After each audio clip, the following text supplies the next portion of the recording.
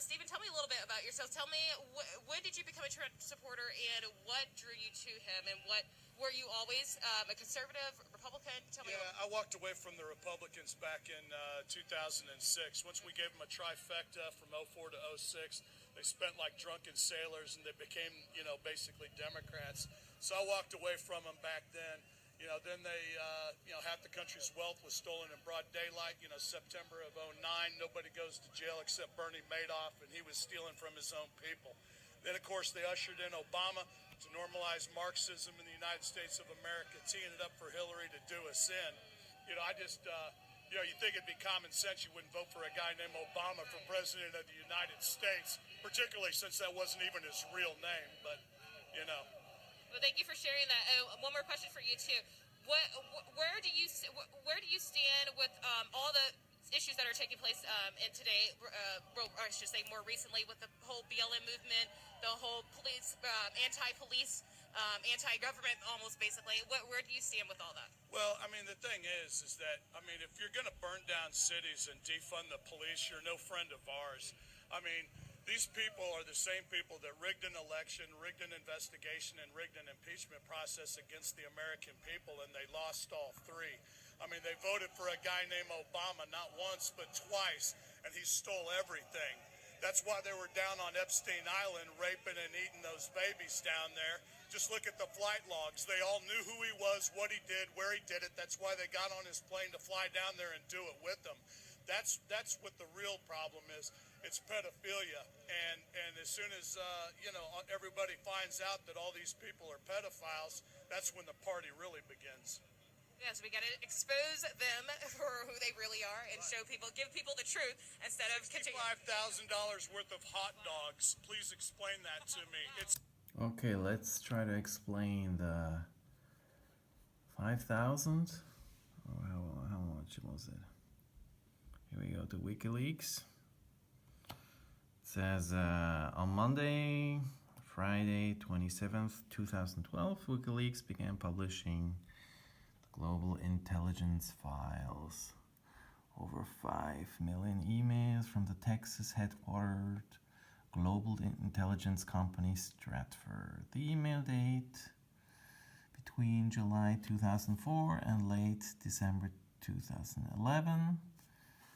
And they reveal the inner workings of a company that fronts as intelligence publisher but provides confidential intelligence services to large corporations such as Bhopal's Dow Chemical Corporation, Lockheed Martin, Northrop Grumman, Raytheon, government agencies including the U.S. Department of Homeland Security, the U.S. Marines, and the U.S. Defense Intelligence Agency. So they're all basically the same with different names. The email shows Stratford's web of informers, payoff structure, payment laundering techniques, and psychological methods.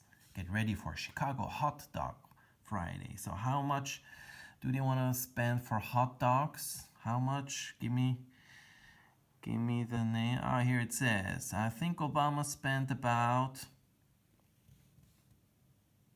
$65,000 of the taxpayers' money flying in pizza and dogs. Not hot dogs, just dogs. From Chicago. Because in Chicago they have the best pizza and the best dogs, of course. For a private party, it's not for the kids. No, it's only for the special Secret Service at the White House not long ago. Assume we are using the same channels. They want to do it again. Do it again. Who's want to do it again? Don Kuykendall. So let's check if he's still around. On LinkedIn, Don Kuykendall. Yes. Let me see. He's a managing director at Commerce Street Capital in Austin, Texas. He doesn't want to show his face. And the other one, Kuykendall, it's he first wrote Come on, get ready for the Chicago Hot Dog Friday to celebrate all you hot dogs out there. To celebrate a hot dog, it's Aaric. You can participate as well. Come on, like in the good old times. Aaric as Eisenstein. If we get some waitresses, I'm all for it. Why do we need waitresses for hot dogs? I mean, are we at Hooters or what? We need waitresses, okay. What could that be, huh? The Global Intelligent Files. But the journalists, they will keep ignoring it.